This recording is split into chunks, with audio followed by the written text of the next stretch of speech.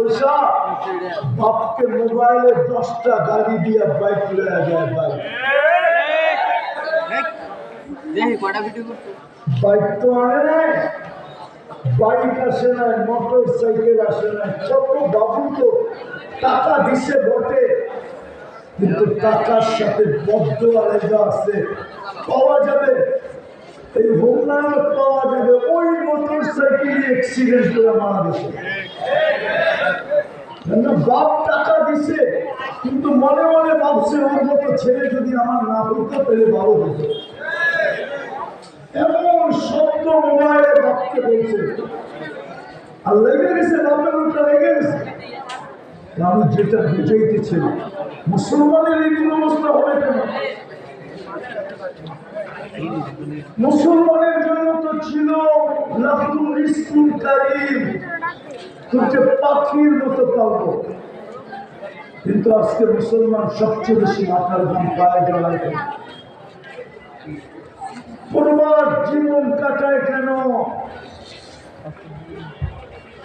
আরো তো শত অঙ্গীকার পুরানো ছিল, একটাও তো পুরা হতেছে না।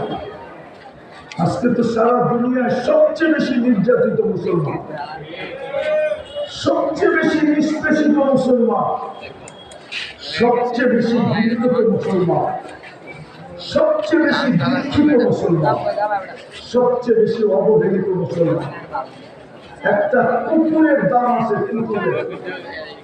আমি চ্যালেঞ্জ দেব আপনাদের সাথে, খুলনার ভিতরে উপজেলা আছে, উপজেলা চেয়ারম্যান আছে, অথবা সরকারি কর্মকর্তা আছে। খুলনা উপজেলা আজকে রাত্রে ইঞ্জেকশন দিয়া 20টা কুকুর মেলা দেখা। কাউকে যদি সারা দুনিয়ার প্রাণীবাদী সংস্থারা যদি খুলনায় না আসে, আপনাদের জুতা আমার গায়ে। সারা দুনিয়ার প্রাণীবাদী সংস্থা চলে আসবে খুলনা, যে বাইকর কে মারছে। কেননা সুপ্রিম কোর্টের ল হলো বাংলাদেশে কোন কুকুরকে কোন সিটি কর্পোরেশন ওয়ালা, কোন উপজেলা কর্মকর্তা আগের মতো বিষের ইঞ্জেকশন দিয়ে মারতে পারবে না। মারলে এটা আইনগত দণ্ডনীয়। কিন্তু 80,000 ফিলিস্তিনি মেলা ফেলছে। আজ পর্যন্ত প্রাণীবাদীরা 2 অক্ষর লেখেন, প্রতিবাদ হিসাবে 2 অক্ষর।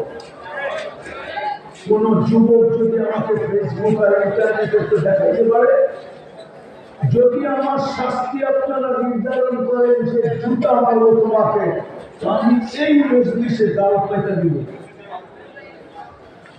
আজ পর্যন্ত 2 অক্ষরের প্রতিবাদ করেন। আফগানিস্তানে মারছে, প্রতিবাদ করেন। ইরাকে মারছে, প্রতিবাদ করেন। লিবিয়ায় মারছে, প্রতিবাদ করেন। সিরিয়ায় মারছে, প্রতিবাদ করেন। এখন ফিলিস্তিনে